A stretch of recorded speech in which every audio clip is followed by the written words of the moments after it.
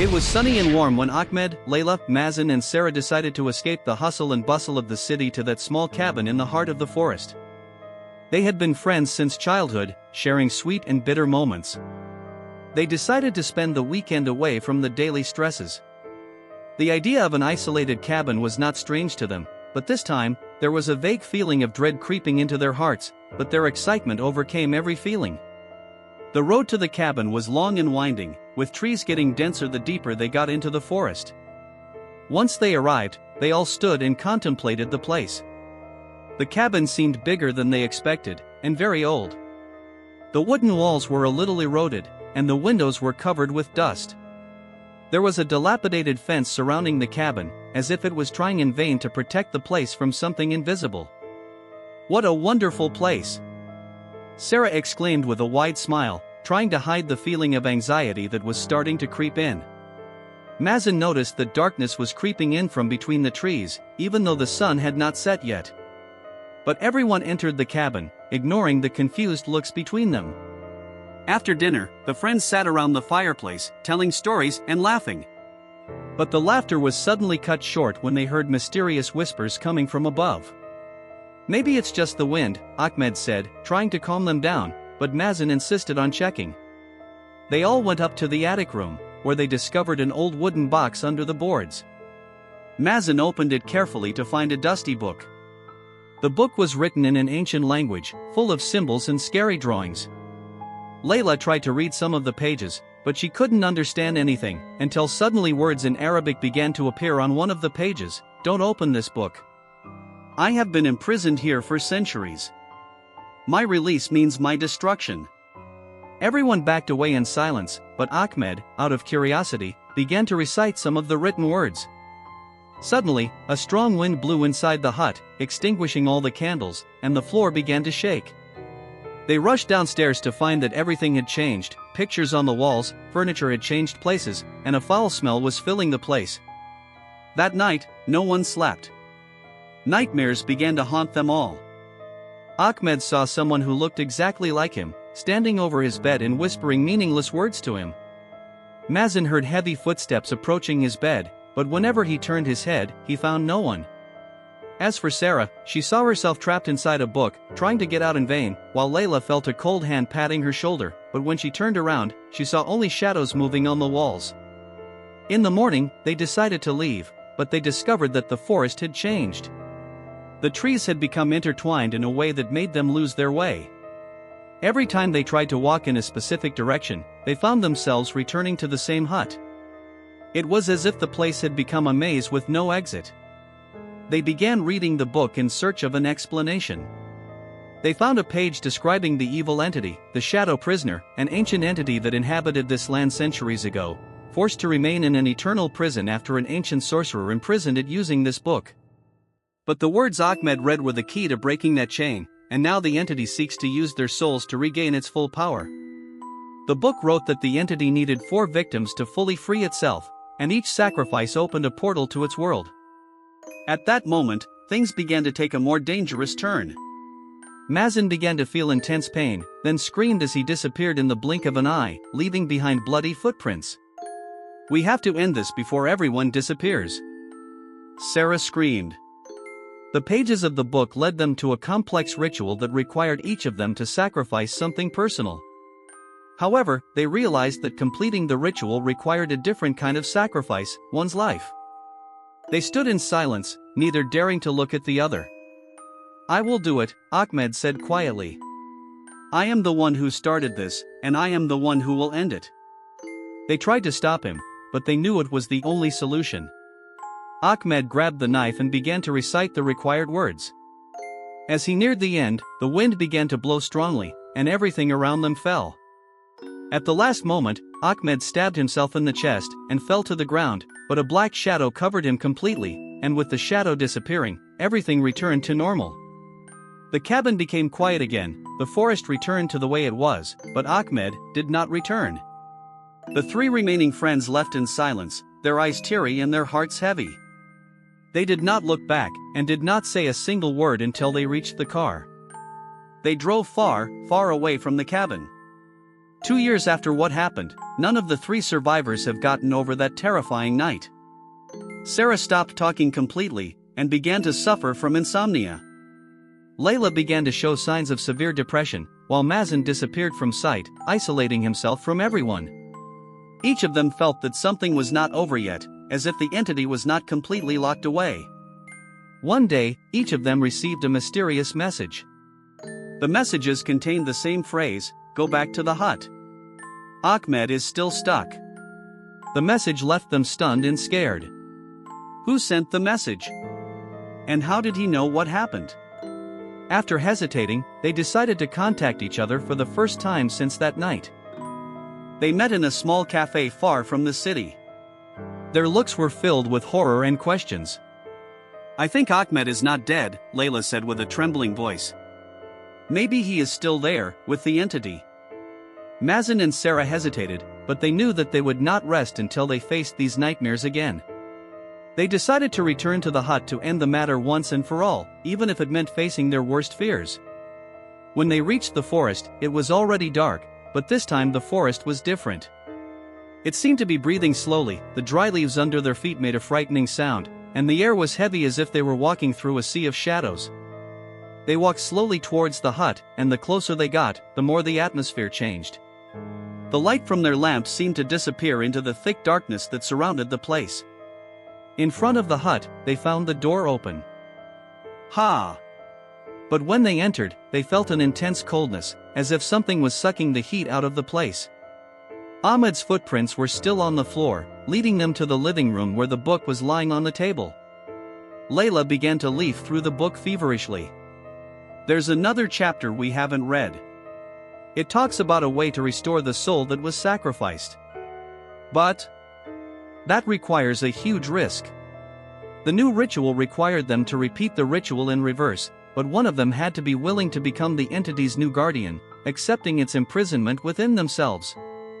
This was the only way to bring Ahmed back and end the entity's influence on this world. Sarah looked at Mazen, then at Layla, and made her decision. "I will do it. Ahmed sacrificed himself for us, and I will be the new guardian." The ritual began, with Sarah in the middle. She was reciting the words in a trembling voice, and the ground shook around them. The air began to fill with a burning smell, as if the whole place was on fire. Black shadows began to emerge from the corners of the hut, slowly approaching Sarah. At a crucial moment, Sarah stopped reciting and looked at Layla and Mazen. "Don't forget me, ever." Then she completed the ritual. Suddenly, a terrifying scream erupted from Sarah's mouth, and the shadows began to fade, one by one, until only one large shadow remained covering her entire body. The scream disappeared, the shadow disappeared, and Sarah fell to the ground. Layla and Mazen remained in place, unable to move, not even daring to breathe. Then, in complete silence, Sarah moved. She looked at them with new eyes, filled with endless darkness. "Ahmed is free now, but I will stay here forever." At that moment, Ahmed appeared, as if he had emerged from the void. His features looked tired, but his eyes were full of life. Mazen ran to him and hugged him, while Layla continued to stare at Sarah anxiously. "What did you do?" Layla whispered, her eyes tearing up. Sarah smiled slightly. "I protected you, and I protected Ahmed. This entity will remain trapped inside me, but I will watch the place. I will not let it hurt anyone again." Ahmed tried to approach her, but Layla stopped him. "Don't come closer, she is no longer the Sarah we knew." Ahmed nodded sadly. "But we must leave now." They left Sarah in the hut, knowing that she would not be alone, but she would not be with them either. Layla, Mazen, and Ahmed walked away, while the hut gradually returned to its permanent darkness. In their last glance back, they saw Sarah standing by the window, watching them silently. Her eyes reflected the pitch-black darkness of the forest, but, for a moment, they saw a glimpse of calm and peace. It was as if she was saying goodbye to them, a final goodbye. The friends left the forest, knowing that their lives would never be the same again, and that the hut would forever hold their memories. Somewhere, in the heart of the forest, there would remain an evil entity trapped, guarded by the brave heart of a girl who sacrificed herself for her friends. 6 months had passed since the day the friends had retrieved Ahmed and left Sarah in the hut. Each of them had returned to their lives, but nothing was the same. Ahmed, who had escaped being locked up in the shadow world, could not shake a constant feeling of emptiness, as if a part of him was still missing in that cursed hut. As for Layla, she spent most of her nights contemplating the sky, wondering about Sarah's fate, while Mazen, who was closest to Sarah, could not stop blaming himself, wondering if there was anything he could do to save her. One night, while Ahmed was sitting in his room contemplating an old photo of the four friends, he heard a soft whisper that sounded like Sarah's voice. "Ahmed, I need you." He jumped up from his seat, his eyes searching for the source of the voice, but there was no one there.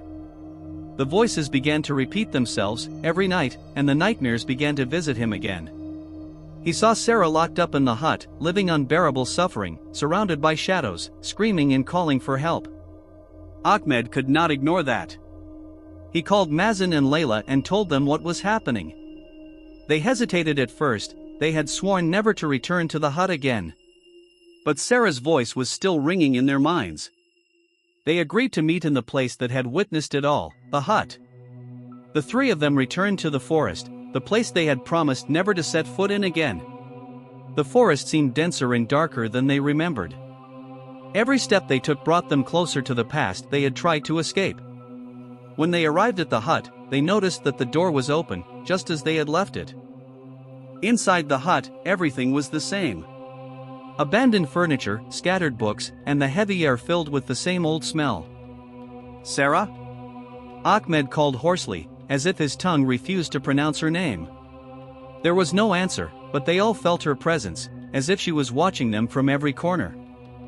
They began searching the hut for anything that could lead them to a way to communicate with her.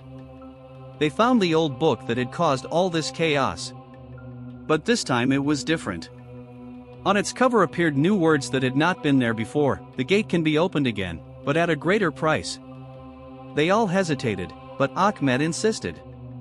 "We must do something. She sacrificed herself for us, and we cannot leave her here." Layla looked at him with tears in her eyes, while Mazen stood silently, struggling with his guilt. They began to read the last pages of the book. The ritual required was more complicated and dangerous than anything they had done before. The words spoke of the need to sacrifice another soul to free the current guardian from the entity's prison, which meant that Sarah could be released, but someone else would have to take her place. "I will be the replacement," Ahmed said quietly, surprising everyone. Layla shouted, "No! You can't do that. We lost you once, and I can't lose you again." But Ahmed had made up his mind. He looked at Mazen, who remained silent, and said, "Sarah protected us, and now it's my turn." They began the ritual, while the hut shook around them. The shadows appeared again, and began to slowly wrap around Ahmed, as if pulling him into another world. At the last moment, before the book closed, they saw Sarah. She was standing in the middle of the hut, her hair disheveled and her eyes reflecting the calm and peace they had missed. "No! Ahmed," she whispered. "I don't want you to take my place. There is another way." Sarah told them that there was a way to close the portal without sacrifice, but it required facing the entity itself. They must show willpower and refuse to submit to it. Shadows began to form into the entity's form, a tall, dark body, glowing red eyes, and a voice like thunder that shook the place. "You cannot defeat me," the entity roared. But Ahmed, Layla, and Mazen stood united, chanting the words of banishment they had learned from the book. The shadows began to slowly fade, and the entity screamed in anger. The stronger their will, the weaker the shadows became. Until the entity disappeared completely, as if nothing had happened. The hut suddenly collapsed, as if a huge spirit had been released from it, and it turned into ruins. They looked at each other, tired and exhausted, but alive. And Sarah. She was free. Sarah stood before them, but this time she was just a specter, her smile sad, her eyes full of gratitude. "Thank you. You have always been my friends, and I will always be with you, but now I must go." Ahmed tried to grab her, but she slowly moved away. "The curse is over, and no one needs to remain locked up. Live your life happily, that's what I've always wished for you." Her ghost slowly faded, leaving behind a deep sense of peace. They finally felt that this dark chapter of their lives was over. They left the forest, leaving behind the remains of the cabin that was nothing more than memories. On the way, they didn't talk, but they knew that this time, they would never return here. 6 months had passed since the friends left Sarah in the cabin. They thought they were rid of this nightmare, but that terrifying feeling that they weren't done with it lurked around them every moment. Their nights were filled with nightmares that tore the sleep from their eyes. Nightmares in which Sarah appeared, trapped in the shadows, screaming and calling for help, while they stood helpless, mere ghosts following her helplessly. One night, Ahmed woke up to the sound of mysterious whispers, his name repeated in Sarah's familiar voice, but it was distorted, coming as if from the depths of a dark and deep place. "Ahmed, save me, no leave me." He stood frozen in his room, trying to process what he had heard. The sounds began to grow louder, resembling screams of pain laced with a threatening tone. Suddenly, he felt a cold hand touch his shoulder.